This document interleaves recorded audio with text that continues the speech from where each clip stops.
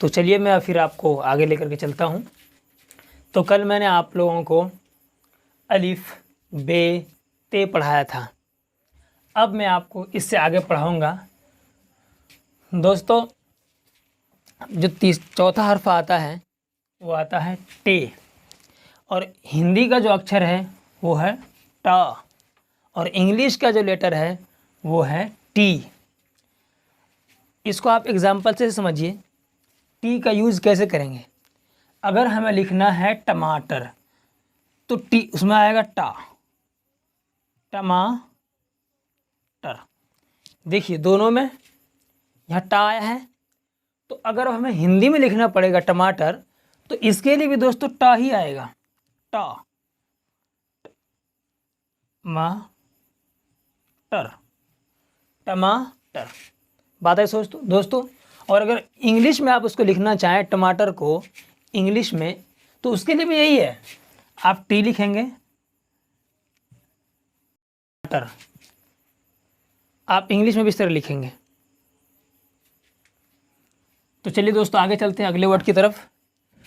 आ का पालिफ ज़बर पा, नून या जेर नी, पानी। और अगर आप हिंदी में लिखेंगे तो हिंदी के लिए सबसे पहले आप पा लिखेंगे, उसके बाद देखो यहाँ अलिफ लगा हुआ है तो यहाँ पर अभी आप एक डंडा लगाएंगे, उसके बाद नम दीर्घी का नी, पानी। और आप इंग्लिश में लिखना चाहते हैं तो उसके लिए आप लिखेंगे प ए एन डबल ई, क्या होगा, पानी। बात आई दोस्तों समझ में। चलिए आगे चलते हैं छठे हरफ की तरफ। तो वो है हमारा दोस्तों सा। क्या है, सा। तो सा के लिए क्या आता है हिंदी में, सा। क्या आता है, सा। यूपी की तरफ बोलते हैं सा, और हमारे एरिया में बिहार की तरफ बोलते हैं सौ। तो और इंग्लिश की बात करते हैं, इंग्लिश में आता है एस। क्या आता है, एस। अगर इस सा से हम कुछ लिखना चाहें, जैसे कि किताब में आता है सा से समर यानी फल, तो हम लिख देते हैं समर, साया है। अगर हम इंग्लिश से हिंदी में समर लिखना चाहें तो हिंदी में हम लिखेंगे समरा, समर। अगर इंग्लिश में लिखना चाहें तो हम उसमें लिखेंगे समर। आगे बात दोस्तों समझ में बहुत इजी है। आप तो आइए दोस्तों अगले हरफ की तरफ हम चलते हैं। तो उर्दू का जो हर्फ है वो है जीम। क्या दोस्तों, वो है जीम। और अगर हिंदी में क्या है अक्षर, वो है ज। क्या दोस्तों, ज। इसको जे भी बोलते हैं। आगे आइए, इंग्लिश में क्या है, वो है जे। क्या दोस्तों, जे।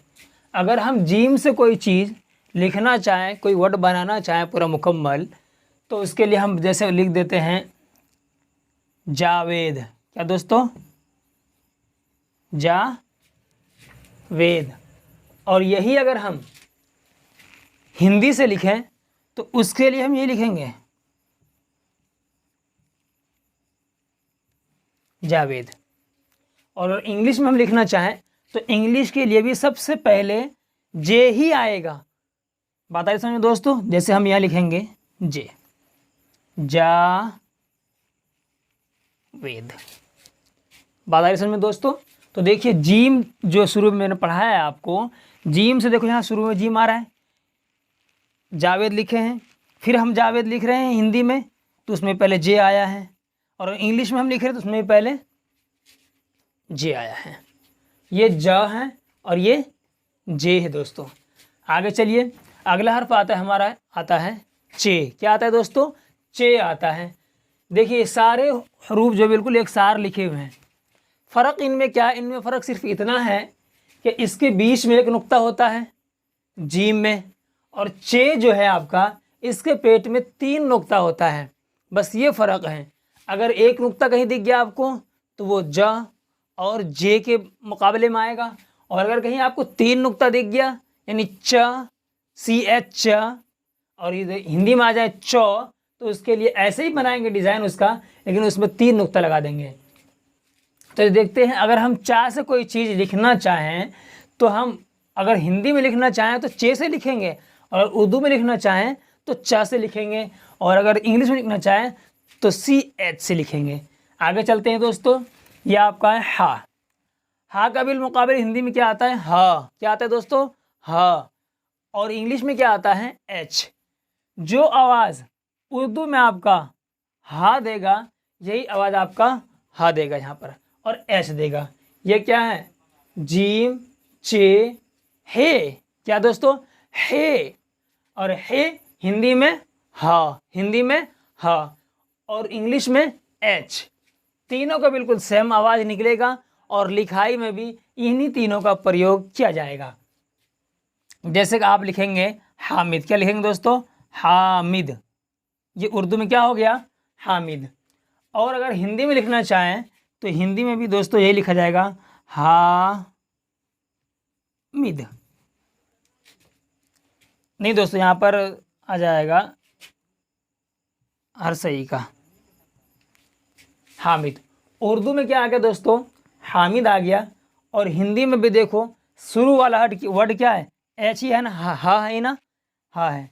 और अगर हम इंग्लिश में लिखना चाहें तो इसके लिए भी हम H से ही शुरू करेंगे, HAMID, हामिद। बात आ रही समझ में दोस्तों? आगे चलते हैं। आगे जो हम आता है खे। क्या आता है दोस्तों? खे। खे में क्या फ़र्क है? इसमें सिर्फ इसके माथे पर एक नुक्ता हो जाता है, ये खे बन जाता है। और अगर खे हम हिंदी में लिखना चाहें तो हिंदी के लिए क्या है दोस्तों? ये इस तरह का शक्ल है, खे। और इंग्लिश में खे बनाने के लिए एक वर्ड से नहीं बनता है, इसको दो वर्ड में लाना पड़ता है। वो क्या है? के साथ हम H को जब हम जोड़ देते हैं तो वो खे बन जाता है। तो देखिए, अगर हम खा से कोई नाम लिखना चाहते हैं, जैसे कि हम लिखेंगे खुदा। क्या लिखेंगे दोस्तों? खुदा। देखिए, सबसे पहला वर्ड खा आया है। तो जब हम हिंदी से खुदा लिखने, ये उर्दू का खुदा है और ये हिंदी में खुदा लिखा हुआ है। और अगर हम इंग्लिश में खुदा लिखना चाहें तो हम सबसे पहले लिखेंगे KHUDA, खुदा। आसान है दोस्तों। आगे चलते हैं। उसके बाद हर्फ आता है हमारा उर्दू का हर्फ, वो है दाल। वो क्या है दोस्तों? वो दाल है।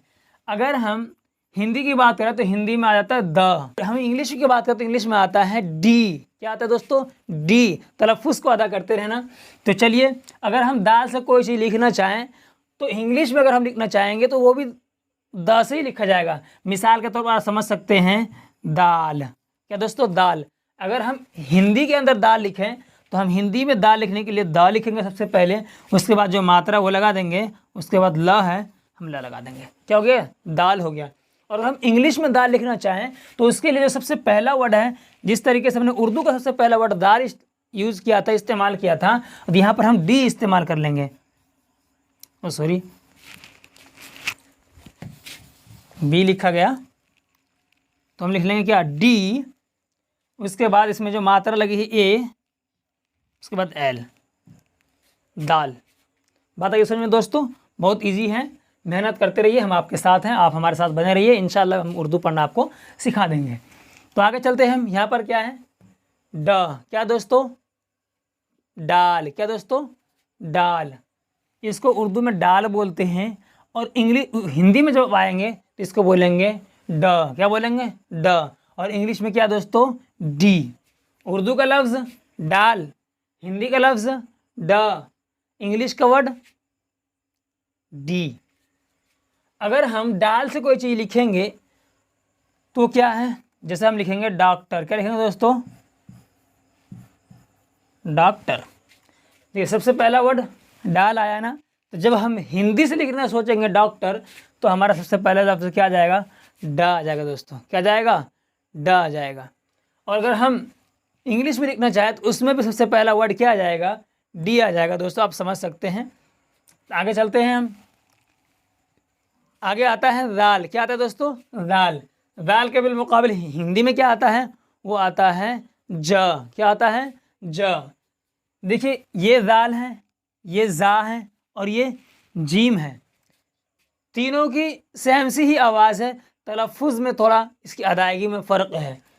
तो लेकिन और लिखने में क्या होता है, जीम के लिए भी जा है देखो यहाँ पर, और जाल के लिए भी जा है, और जा के लिए भी आगे जो आने वाला है आपके सबक में उसके लिए भी क्या है, ज ही है दोस्तों।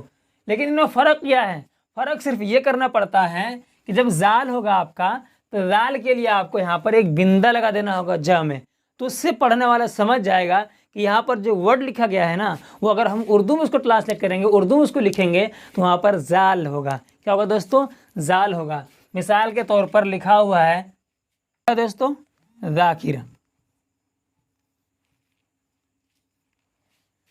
और अगर हिंदी में लिखा हुआ है क्या दोस्तों, जा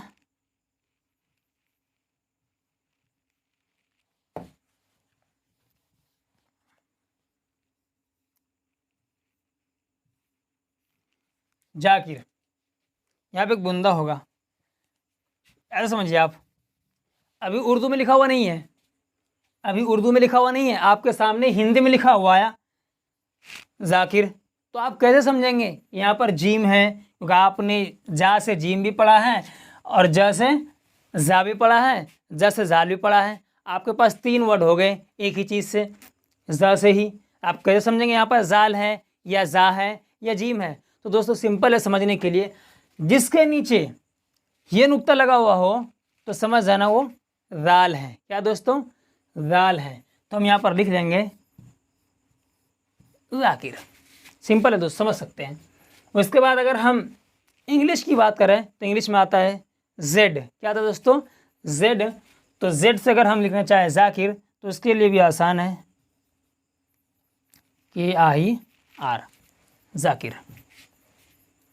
आगे चलिए, उसके बाद जो हमारा हर्फ आता है वो आता है रॉ। क्या आता है दोस्तों, रा। क्या आता है दोस्तों, रा आता है। और अगर हम हिंदी की बात करें तो उसके लिए क्या आता है, र। क्या आता है, र। और इंग्लिश की बात करें तो इंग्लिश में आता है आर, इंग्लिश में आता है आर। तो चलिए कुछ एग्जाम्पल आपको बता देते हैं। जैसे हमें लिखना है राशिद,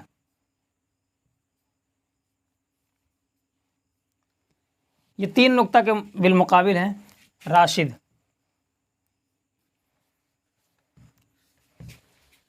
अगर हम राशिद हिंदी में लिखना चाहें,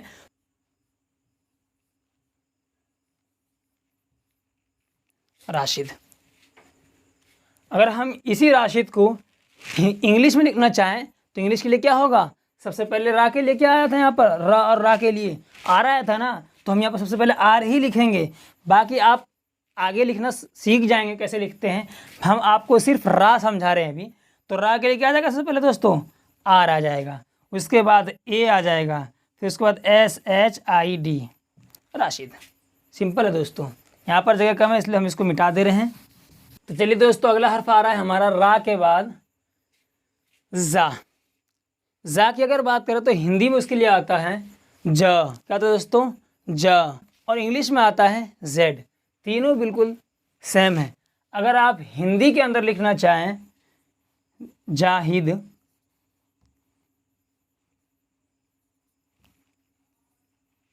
क्या दोस्तों, जाहिद। और अगर उर्दू में आप जाहिद लिखेंगे तो आप लिखेंगे सबसे पहले क्या लिखेंगे, आप सबसे पहले आप लिखेंगे जा। दोस्तों जा क्यों लिखेंगे आप जा इसलिए लिखेंगे कि आपने पढ़ा है अभी जा के बिलमुकाबिले क्या आता है, जा आता है ना, इसलिए हम जा के मुकाबले में यहाँ क्या लिखेंगे, जाल लिख देंगे। उसके बाद जो चीज़ें हैं वो लिख देंगे हम। अगर आप बिल्कुल ज़ीरो लेवल से हैं तो अभी ये सब आपको मात्राएं नहीं पढ़ाया मैंने, जब मात्राएं पढ़ा दूंगा तो आप समझ जाएंगे ज़बर ज़ेर। उसके बाद क्या है दोस्तों, हिद, जाहिद। आसान है दोस्तों। अगर हम इंग्लिश की बात करें तो इंग्लिश में सबसे पहले क्या है, जा के लिए जेड है ना दोस्तों, तो लिखेंगे हम ZAHID, जाहिद। बात है समझ में दोस्तों। चलिए यहीं पर आज हम अपना सबक ख़त्म करते हैं।